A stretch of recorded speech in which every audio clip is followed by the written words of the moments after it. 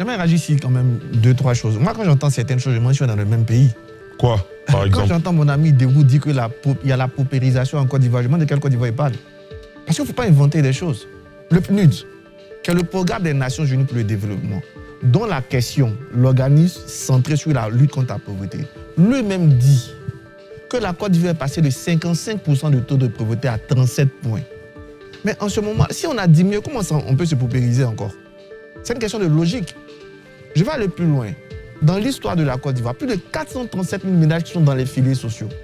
C'est des chiffres concrets qui luttent contre la paupérisation. Donc on peut venir, après tout ça, venir. Je ne sais pas c'est quel chiffre, quelle donnée qui permet à mon ami de dire que la paupérisation, ça court en Côte d'Ivoire. Ça, c'est vraiment, je tombe des nuits quand j'entends ça. On peut tout dire, sauf que la pauvreté, ça court en Côte d'Ivoire. Ce n'est pas de la même Côte d'Ivoire, on parle. Toutes les données de tous les instituts qui travaillent sur la pauvreté disent que la situation s'améliore en Côte d'Ivoire, sauf vous.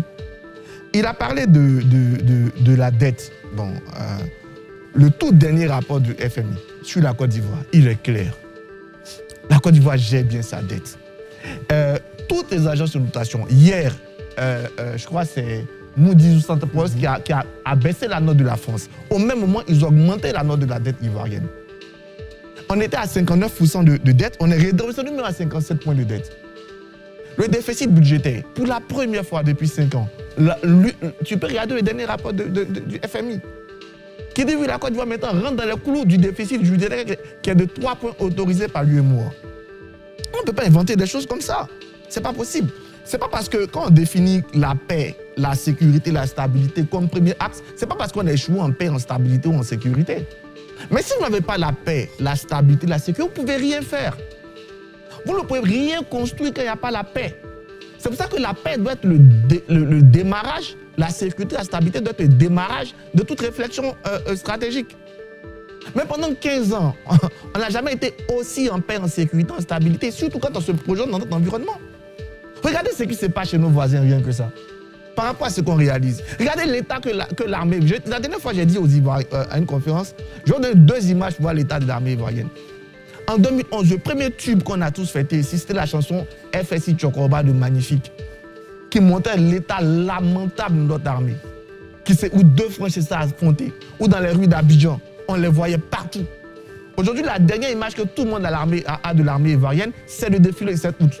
Quel Ivoirien n'était pas fier de voir ça? Quel Ivoirien n'était pas fier de voir ce défilé qu'on a tué au prix d'excellence que nous on a commenté avec autant de fierté et d'honneur sur notre pays? Non, mais il faut arrêter de vouloir à chaque fois salir les Ivoiriens. C'est pas parce que Mais dans quel pays on ne conteste pas? Donc il y a des contestations d'un pays, ce pays n'est pas démocratique. Parce que le 11 octobre, des gens ont brûlé quelques pneus à Blocos et à Angré. Le bilan du ministre de l'Intérieur est très clair dessus. Alors la Côte d'Ivoire n'est pas stable, elle n'est pas en paix. Non, mais il faut arrêter de se moquer des Ivoiriens. On est un pays qui évolue dans tous les aspects, c'est même pas nous qui le disons. On peut reprocher des choses à Alassane Ouattara, oui, je suis d'accord.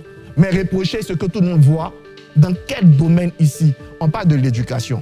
Mais oui, quelle est la donnée de l'éducation dans laquelle la Côte d'Ivoire ne progresse pas? En nombre de classes, en espérance de vie scolaire, en nombre de matières, mais tout. À partir de là, oui, on peut se dire, surtout qu'on a gouverné pendant 15 ans, qu'il faut un nouveau cap. Il faut un nouveau cap pour 2 raisons. Un nouveau cap parce que dans ce bilan positif, il y a des défis. Mais tout le monde est d'accord qu'il y a des défis. Sinon, on ne serait pas à des élections. D'accord. Et deuxième chose qui est importante, dans ce nouveau cap, il y a un environnement international qui a été très bien monté. Donc je ne vous comprends pas qu'on peut parler de paupérisation en Côte d'Ivoire, ce n'est pas possible. Qu'on peut avoir peur de la dette en Côte d'Ivoire, c'est faux. Sauf ceux qui veulent alimenter de la psychose autour de la dette et de la paupérisation. Très bien. Gaël. Alors je vais réagir sur la question de la dette, la réconciliation et puis la répartition des richesses. Alors au niveau de la dette, moi je dis, c'est clair, qu'on va beau être le plus grand économiste du monde, on n'emprunte qu'à ceux qui en ont. C'est parce que la Côte d'Ivoire est un pays... On ne prête, vous voulez dire. On ne prête qu'à ceux qui en ont. C'est parce que la Côte d'Ivoire est un pays qui a un potentiel qui peut effectivement supporter la dette, qu'on réussit à contracter la dette. La plupart de toutes les nations les plus puissantes aujourd'hui dans ce monde sont elles-mêmes endettées. Mais le problème, c'est que quand on contracte la dette, il faut que ce pourquoi l'argent a été alloué soit fait. Il ne faudrait pas que par derrière, l'argent soit alloué et puis par derrière, il y a la mauvaise gestion, les détournements et tout. C'est cela qu'on peut dénoncer à ce niveau. Parlant de réconciliation, on ne revient tout le temps que sur la question de la réconciliation. Mais quand on voit les Ivoiriens dans les quartiers, quand on les voit dans le quotidien, dans la vie professionnelle, les Ivoiriens n'ont pas de problème. Ils n'ont pas de problème. Mais c'est plutôt au sommet, au niveau des politiques. Alors, s'il y a possibilité que ces politiques-là s'asseyent une bonne fois pour toutes, pour trouver une solution, moi je ne parle pas d'amnistie, ou bien je ne parle pas forcément de gracier qui que ce soit, mais on est tous Ivoiriens. De sorte que les populations au plus bas niveau de l'échelle ont pu s'empoigner souvent et puis ont pu dépasser et vivre ensemble en communauté, il faut que nos politiques là réussissent à le faire. Et puis plusieurs fois on le voit, quand il y a les différents dialogues politiques, on les voit, ils sont bras dessus, dessous, ils sourient à la caméra, ils font les photos et tout. Mais une fois qu'on approche chaque fois vers les périodes d'élection, ils deviennent des ennemis. Est-ce qu'il n'y a pas de la mauvaise foi dans cette... Mauvaise foi de la part de qui? De toute la classe politique. Je vais le dire. Aujourd'hui, là où nous sommes aujourd'hui, est-ce que c'est possible de pouvoir voir des responsables de l'opposition avec les responsables du RHDP, du parti au pouvoir? Ce n'est pas évident. C'est comme si aujourd'hui ils sont à couteau tiré. Mais bien évidemment, il arrivera un moment où ils finiront et puis ils viendront encore à des dialogues où ils souriront devant nous comme si rien de rien n'était. C'est pour ça que je demande, est-ce qu'il n'y a pas de la mauvaise foi? Sur la question de la justice, c'est vrai, justice, on est tous d'accord pour la justice, mais en même temps aussi, il faut éviter le 2 poids 2 mesures. Parce que bien de fois, pendant les 15 années de la gouvernance du RHDP, il y a beaucoup de cas quand même où on a vu que certaines personnes qui devaient être interpellées pour des choses ne l'ont pas été. Et ça, on ne peut pas... on ne peut pas le nier. Maintenant, il y a un autre souci. C'est vrai, au plan macroéconomique, il y a des chiffres, c'est la réalité. Atu a bien développé certains éléments économiques ici au plan international qui nous permettent de dire et de reconnaître que la Côte d'Ivoire est à un bon niveau. Mais sauf que, au plan micro, honnêtement, le chômage, il y a beaucoup de difficultés. Au plan social, les Ivoiriens se plaignent trop. Ça ne va pas. Et ça ne va pas, le président de la République lui-même le sait. C'est pour ça que dans son projet, il continue de proposer des solutions pour améliorer. Donc, à ce niveau-là, si je veux m'arrêter. Très bien. Docteur Kamena, allez-y. Oui, je voudrais, dans mon propos introductif, j'avais parlé d'effets pervers. Et quand je souligne l'effet pervers, ce sont des effets indésirés. Je reviens dessus, pourquoi? Parce que tout ce qui est en train d'être dit, c'est en comparant le bilan du RHDP à partir de 2010 jusqu'à ce jour. Je prends par exemple le niveau du logement. Dans la proposition du RHDP, puisque c'est du RHDP qu'il s'agit, il avait été dit, je me rappelle très bien du discours du président, je ne me rappelle pas du mois, mais il a dit dès qu'il prenait le pouvoir, l'une des premières réformes, c'était de transférer la capitale économique, la capitale politique à Yamoussoukro. Mais ce que nous constatons actuellement, c'est qu'il y a un énorme investissement pour renforcer l'administration au niveau d'Abidjan. Ça, c'est un écart qui est constaté. Le deuxième écart, c'est au niveau même du coût du logement. Aujourd'hui, il est difficile d'avoir accès à un studio même pour ceux qui sont à Cocody autour de 80 000. Le coût est élevé. Alors qu'en 2010, ce n'était pas à ce niveau. Donc, c'est ce cas-là qui est observé. Et quand on nous dit que la dette permet de se développer, je comprends bien. Mais au détriment de quoi? La dette, moi, je ne partage pas le point de vue du fait que la dette participe. C'est vrai, il y a des aspects et tout, mais j'analyse plus en termes de rapport de domination. Au prix de quoi vous vous endettez et au détriment de quoi? Parce que vous proposez des choses quand la Côte d'Ivoire va s'endetter sur les marchés. Qu'est-ce qu'elle met en jeu? C'est de ça qu'il s'agit. Donc, pour moi, la dette, elle n'est pas un instrument, surtout qu'elle est présentée, le déficit est tellement élevé que cela met en danger les dégénérations. De quel déficit? Voilà, c'est ça. S'il vous plaît. Docteur Kamena, de quel déficit vous parlez? Vous parlez de déficit budgétaire? Non, je parle du niveau de la dette. À des D'accord. milliards, je ne peux pas chiffrer ça actuellement, mais si je me renseigne, je sais que ça a des milliards. Mais, S'il vous plaît, s'il vous plaît. Vous terminez votre débat. Voilà, donc vous dites que le processus de remboursement de cette dette-là va mettre en danger des générations à venir. C'est sur ça que je vais m'arrêter. D'accord. Docteur Deroux? Ok. Je vais revenir, je reprécise. Hein. Je dis je préfère l'amnistie à la justice des vainqueurs.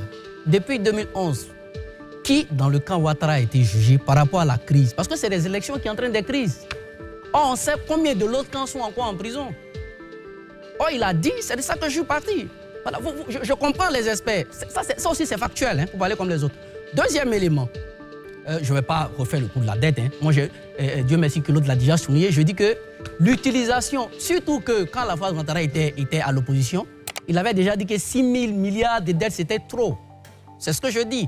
Revenons même sur le social, le logement.